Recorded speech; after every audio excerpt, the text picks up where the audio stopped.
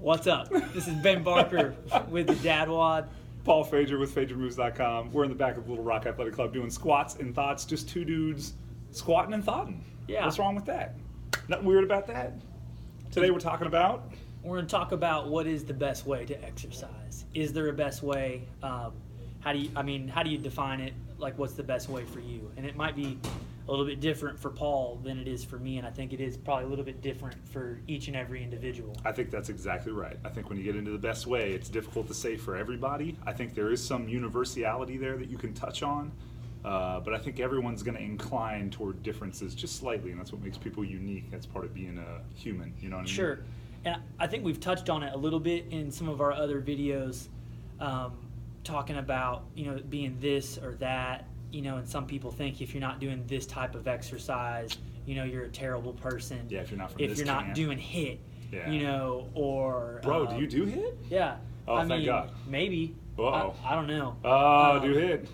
Or Insanity, or, P90X for a while was the cool thing to do. Yep. And I saw a guy on Instagram who I follow, and he posted something along the lines of, he thinks the best type of exercise is what you like. And I know that sounds so simple and watered down, but really that might be the best definition. Do you enjoy what you're doing? Do you dread it? Well, there's a certain amount of dread that comes with the intensity, right? Yes. And intensity is something we all have to do, right? Whether it's For sure. HIIT or CrossFit or some kind of hard weight training, like that's part of it. So, but yeah, you have to love what you do, or at least enjoy it a little bit. There's enjoy the outcome. I think there has to be some sort of like a love-hate relationship at times. Definitely. And I think, maybe sometimes if I'm mentally worn down or just dreading it, I think it's okay. If you go into the gym one day and I've just got this nasty workout, I think you should have the freedom to just be like, you know what, I'm going to go out and I'm going to, for us, we have Connor Park here next to the athletic club. I'm going to leave the weights alone today, and I'm going to go over there and I'm going to jog, and I'm going to do some handstand walks across the bridges. I'm going to do some dips by every bench that I pass, or some box jumps on the benches. And then he's describing what we did a long time ago. And then when the wasps fly out from underneath the bench, I'm going to run as fast as I can until I don't get stung anymore. And we call that constantly varied, I believe.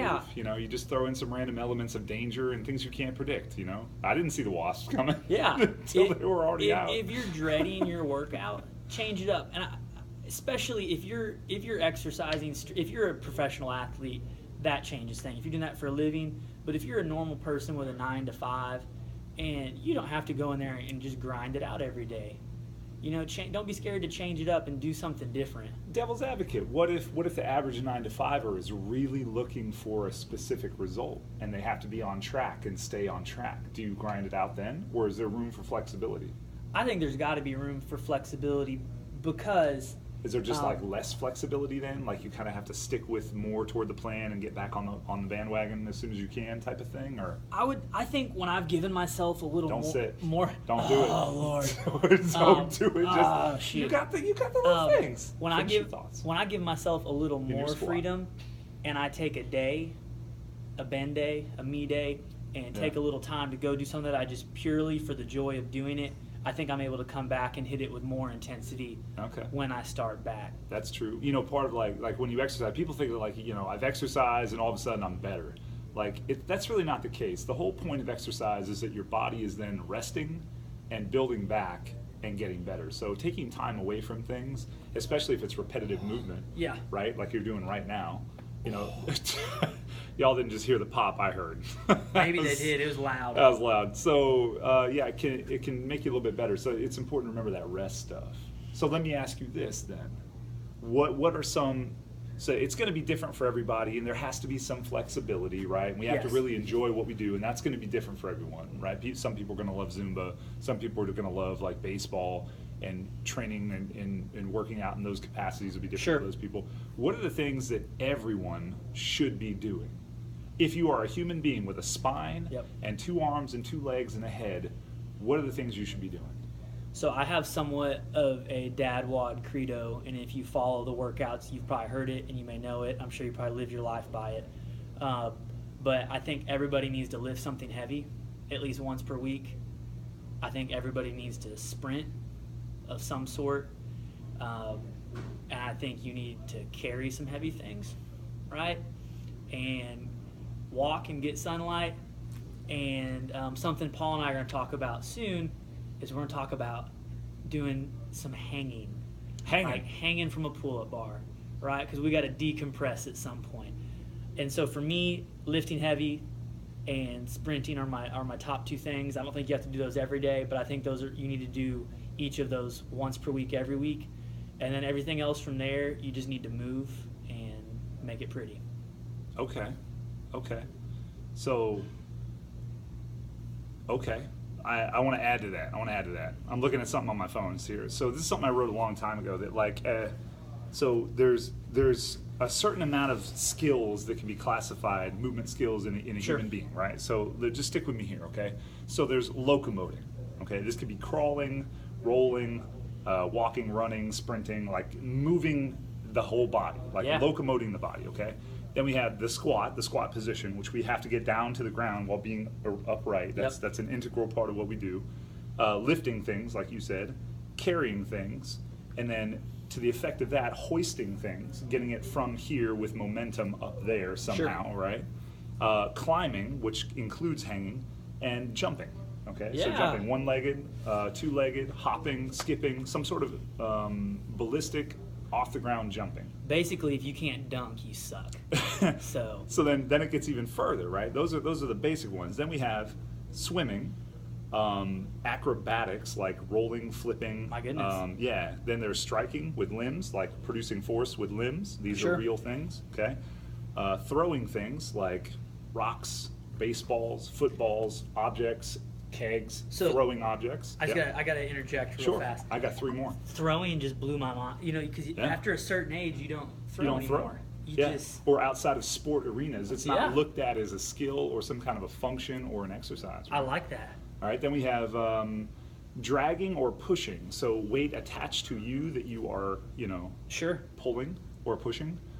Swinging objects, that could be a sword, a baseball bat, a golf club, some sort of swinging with an object in your hand. There are many types. And then also just taking time to clear the brain. I would call that movement as well, like meditation and stuff. So that's what I wrote down. That was so much more in depth than mine, and I liked all of it. Word. Yeah. So I feel as a human being, those things are something everyone should be doing in some capacity or another. Okay? And if you look at all of the stuff that we do, like let's take CrossFit because we love talking about that, right? So all of the lifting is in CrossFit. There's a lot of hoisting. There's techniques for hoisting, right? Sure. There's some jumping. We have box jumps. So there's running, sprinting. We have climbing upward on ropes. So it covers a lot of the basics of that. Definitely. But if you go outside of those, like if you take a rope climb and turn it into a tree climb, or if you take a sprint and turn it into carrying weight with a sprint, and Sure. just mixing and matching these things. So I don't know. It's just food for thought there, I guess. Yeah, I do like that. Like those modalities do exist in programs. Yeah. It's simply a matter of doing the way you like to do it. I think the main site, if you follow their WODs, they do a good job of throwing lots of that stuff in there. Whereas if you go to the typical box, they try to do the sexy things, the lifting and the muscle ups, and you don't see as many of the locomotive type stuff. Yeah. The crawls, like the forward rolls, things like that. And if you watch Paul exercise, I've seen him do some cool things where I've seen him do a heavy back squat, and then he gets on the floor and does a locomotive exercise. He'll walk on his hands, or he'll crawl, he'll bear crawl, crab walk, something along those lines. So it truly is with the heavy squat. Yeah, with the bar on his back at all times. But I think just to have a healthy exercise program, I think there needs to be things in there that do make you a little uncomfortable and just challenge what you would normally do. Yeah. And so for me, I'm trying. For sure. I found out that Bruce Lee liked to bear crawl, and ever since then that sold me. So I've been trying to bear crawl. Look at the guy. How about this? How about something we didn't mention? What about some of the outward expressions of human, like the artistic side that I'm always talking about? Yeah. So what about a movement practice that is based on expression of the human body?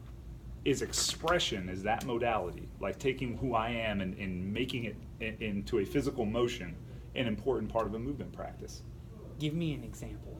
Don't just deadlift, put your heart into it. Yeah, Okay, sure. Don't just do your WOD like you're trying to save someone's life. Sure. Okay, is that an important part of the movement Yes. practice? Okay, there So you go. like So we do have sort of a metaphysical component to it. Definitely. Okay. And this might not be going the same direction, but for me, like I love sprinting, and I think sprinting is an art. You know, you talk about the artistry of a movement, and I think sprinting is maybe one of like the most artistic expressions of like human movement that there is. Yeah. And you can tell a lot about a person by the way they run. yes, and when you sprint, if you sprint like a bear's chasing you and you try to do it pretty, I mean, it's a beautiful thing.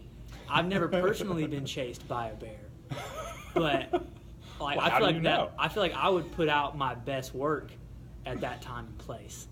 I think if it was really a bear, you would put out your best work for literally about 3 seconds before he caught up. Before to he you. before he ate me. You can't run a bear, but I get the idea. Many of you may not know I fathered a bear, so just Actually, did something else to think about. is the father of bear. To tie all this up and put this into a tidy box. If you had to put in one statement, and Okay. in like, you know, like I'm ready. Greg Glassman has world-class fitness in 100 words or less. What would you say? I would leave out specifics first of all. Sure. Okay. Ooh, man. Woo! Okay, hold on. Here, Once you dialogue. I'll go think about that. first Okay, go ahead. because I'll do terrible, and then Paul can tie us up and do better.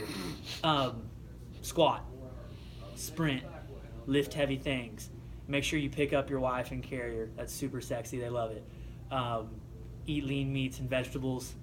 Get her on the ground and crawl a little bit. Do some flips. Climb some things.